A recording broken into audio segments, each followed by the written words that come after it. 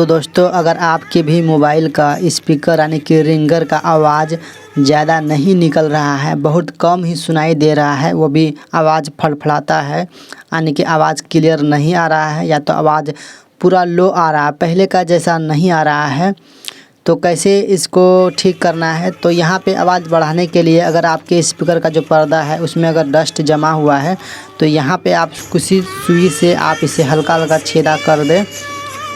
देख सकते हैं इस प्रकार से मैं छेदा कर रहा हूँ, तो इसका स्पीकर का आवाज़ बिल्कुल बैठ गया है। तो मैंने सोचा स्पीकर बदल दे, लेकिन मैंने वीडियो देखा यूट्यूब पे स्पीकर का आवाज़ बढ़ाने के लिए, तो यहाँ पे इस प्रकार से सुई डालने के लिए बोल रहा है। तो सच में दोस्तों स्पीकर का आवाज़ आप लोग को डिफरेंट सुनाई देता होगा। तो इस प्रकार से करने के बाद आपका स्पीकर का आवाज़ बिल्कुल 17% से लेकर 19% से बिल्कुल अधिक यानी कि बढ़ जाते हैं।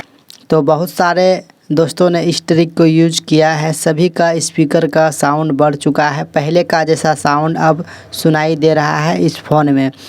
तो आप बिल्कुल ये ट्रिक से आप 150 से 250 रुपया बचा सकते हैं। तो देख सकते हैं स्पीकर का आवाज़ बढ़ चुका है। मिलते हैं, जय हिंद।